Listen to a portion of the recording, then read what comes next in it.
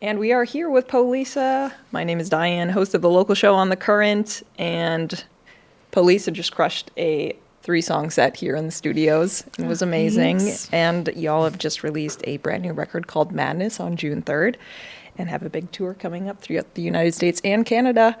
So just want to say congratulations and thanks for being here with us today. Thanks, Diane. Thank you. Thanks. Yeah.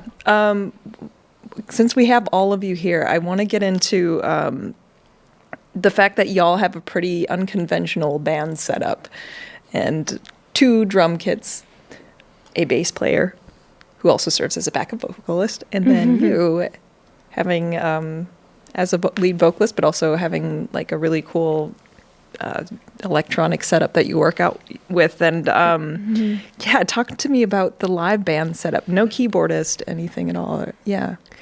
Yeah, I was thinking of when we first started, and Chris Riemenschneider, I think, wrote an article in the Star Tribune and was like, we'll see how long they last without guitars and keyboards. And that's sort of been our, well, we can't add guitars or keyboards because we wouldn't want to give that guy the satisfaction.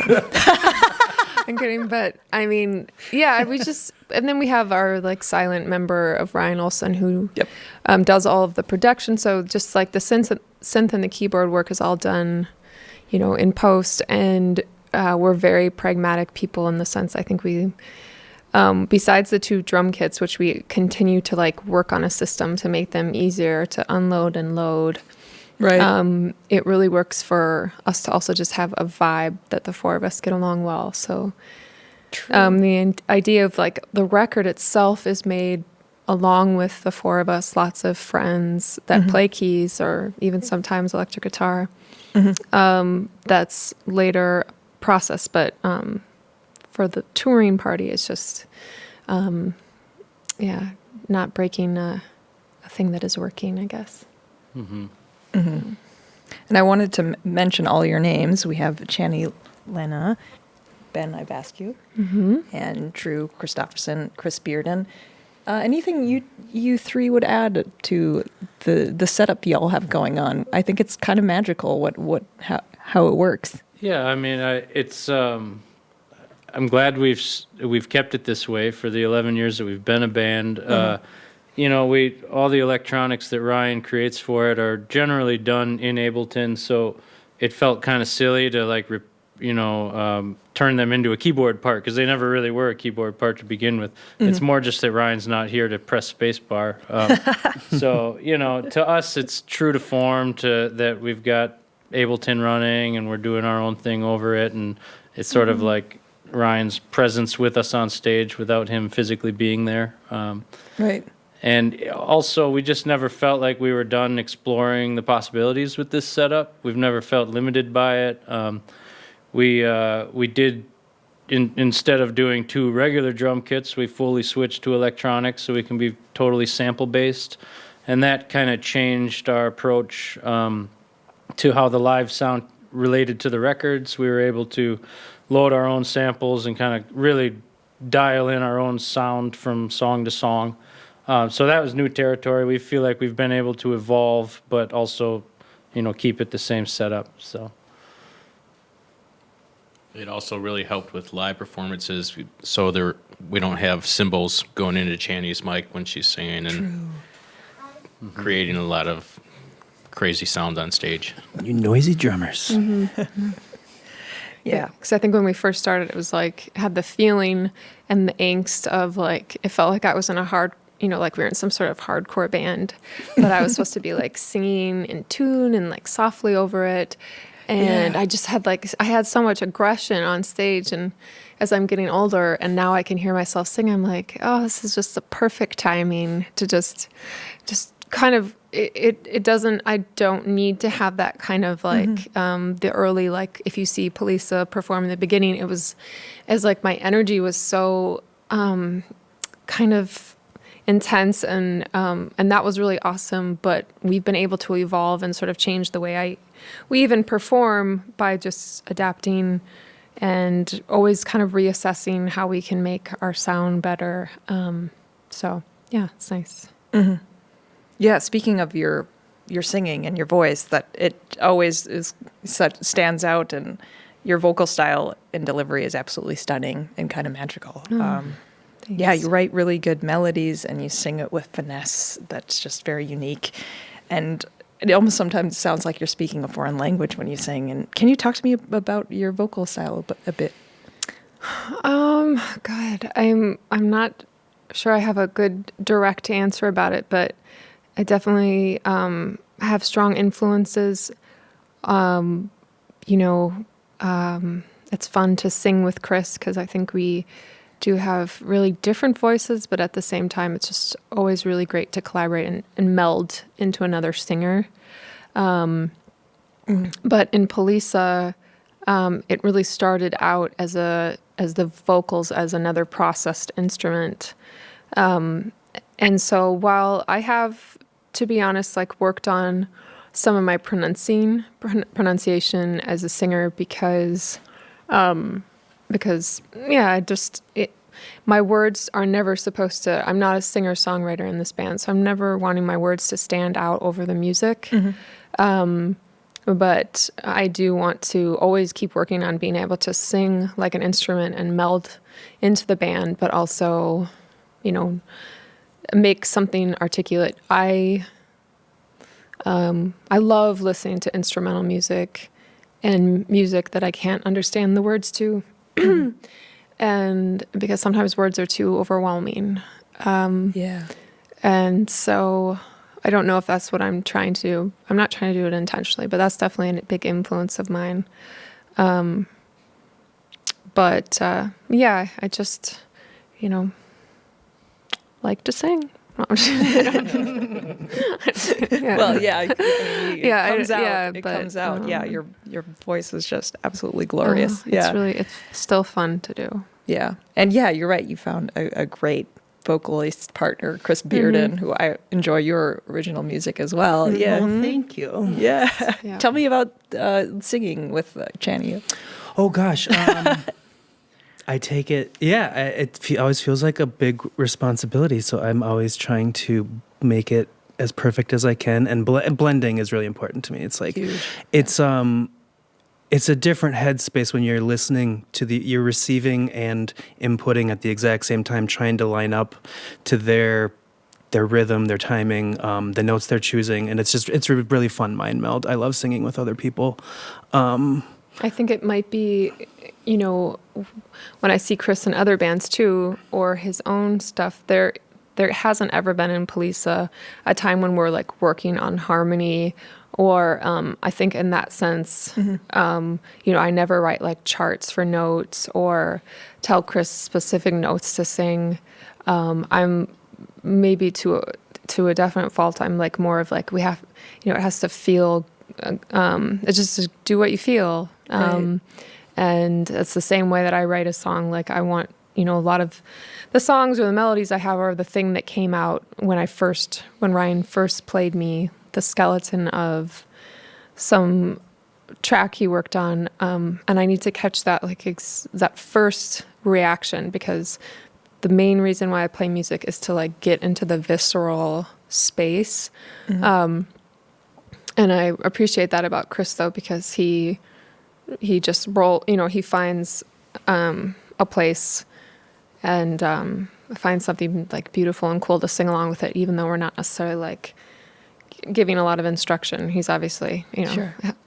I do a massive amount of homework, to be honest. Massive amount of, a technical musician. He always knows the keys of the songs, and I've given up any of that long ago. I'm like, it's just so easy to ask Chris. So that's amazing. Yeah. There's definitely a seamlessness and I don't know. I keep using the word flawless, but that's kind of how it sounds to me. Is it just like has such a really rich, amazing sound. And I mean, to bring it back to Ryan and what he does, I want to bring up how having a minimal amount of experience working with Pro Tools and MIDI keyboards and that kind of stuff, how hard it is to write electronic music and not have it sound like elevator music or not have it sound like a karaoke song, And I would love to hear some, hear you impart some knowledge about what it takes to actually create sonic beauty that comes from electronic music. Well, I mean, I think it might have changed a little bit in the beginning, and Drew might have more specifics on this, talking about AllOvers, which was a production tool that Ryan this was one of the records among many that he's working on right now that is sort of a testing of this AI-generated production tool. But Ryan, since the second record, has been using samples or studio time with people coming into his home studio or now his like studio space, and like just getting people together and jamming on keyboards or guitars or bass, and then he's processing all that stuff and using Ryan's very like interested in continuing to find the sounds that represent him. So I think it takes a lot of processing, and but there's definitely real instruments involved as real as an electronic keyboard is, right. And even vocal processing. And with something like AllOvers, you can take like a conversation between Ryan and his son and input it into Ableton through AllOvers, which is this AI-generated production tool, and you're able to select like a key, a style of music, a BPM. So then you're able to take a conversation and turn it into a melody line. Wow. Turn it into a beat. And when we first started working on Madness, I just said I wanted to write to like the saddest songs he could possibly make. And so that is sort of the process of, to me, what I see Ryan doing is taking maybe like a vibe or a feeling or whatever makes him. He also makes music much like the rest of us for things that feel good, right. that feels good to make. But it's making real music, using real instruments, to process over months and until it feels right into a print of synth that, and so in that sense, it's, he's never like just like picking a keyboard from Ableton or Pro Tools and then picking like a reverb from there, right. and then playing like a keyboard into that. He's now at this point in his ancient age, he's amassed like skills and a toolbox, and I think that's what all the people that I see that are really progressing in the way they're making it. They just like have amassed so many like tips and tools and little libraries and special ways they like to do things, and their favorite synths and their favorite keyboards. And yeah. if anybody else had, He thrives in chaos, and I think that's why it's always interesting, because everything becomes incidental. Every accident is an opportunity. And I think that's really how he works the best. And he pulls people together to like collect their energy to focus it in just one direction. That's kind of his biggest talent, I think. Yeah, we'll do, we'll get together when he's in the part of songwriting where he's kind of gathering samples for ideas and such. We'll maybe do 10, 12 improvs, and maybe one of those will end up with something.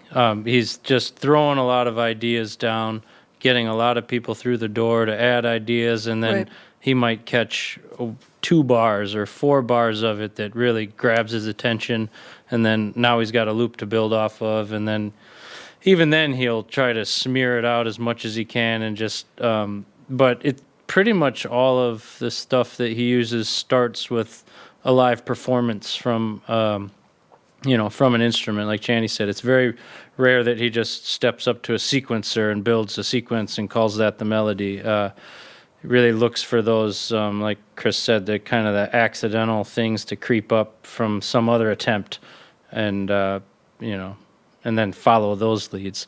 This production tool that Channy mentioned, the AllOvers as well, is like, it's almost too much to describe, but he built it for MassMocha, the Massachusetts Museum of Contemporary Art. It was meant to be a room filled with microphones that would pick up ambient sounds, whether it's people walking down the stairs or people chatting amongst each other. It takes those sounds, processes them, throws them in a large bank, and analyzes all of the input from it. Grabs sections that are in G, sections that are in D, so then you're able to say, feed me back everything that's this one chord, and it can turn all these ambient sounds into a bizarre melody. And it's somewhat like accidental in what you're hearing, but it's also based on all the input that you feed it. So, like Channy said, they used the example of a recording of a conversation between he and his son. And all the audio data from that conversation gets turned into, thousands of tiny bits of audio data that is then rearranged, and he tells it kind of what to do and takes what it gets back and looks for interesting loops out of that. So it's kind of bizarre to explain, but it really did, it led to a creative burst at the time, where it's like every time it played back something, it had a little bit of excitement to it, because you're like, how did that even happen? But at the same, it was by design, so it wasn't just totally like algorithm based, or it's interesting and confusing, but Right. maybe someday he can explain it. It's Although a way I of doubt he ever will. it's interesting. I'm sort of very anti-technology, but also recognizing that I'm not. So wanting to see the human side of the computer, we did it for the artwork too. It was very much like, I want to give it 50 images of me, and then I wanted to see like what it learned about me. And that's very much what I like about trying to find a way to work with AI to make it like another member of the band, or to be able to see not how it can recreate something more perfect than what humans do, but how you could like look into its like soul. It seems to like pick out, and it seems to learn human, like the human face, at least my face, or in this like really kind of perfect, sad, kind of like distorted, and a lot of that with the songs too. So to sort of find that like human darkness within a computer, and so instead of like, I want this computer to like make every mistake go away, and by computer I mean AI, instead I'm curious to see what kind of mistakes it makes, and or what, like where it goes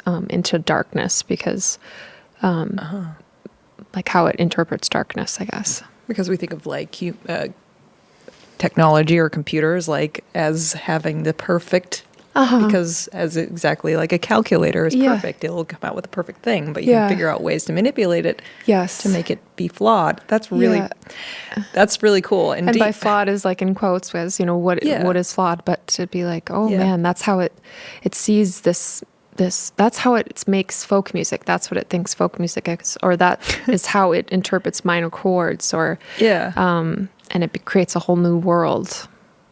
It seems like a lot of just coding and nerdery in some ways, but it's so cool and hip at the same time, which is just kind of mind-blowing. Yeah, the coding is Seth Rossetter. Seth Rossetter? Yeah. Oh, okay, so he's the one that gets down into the deep.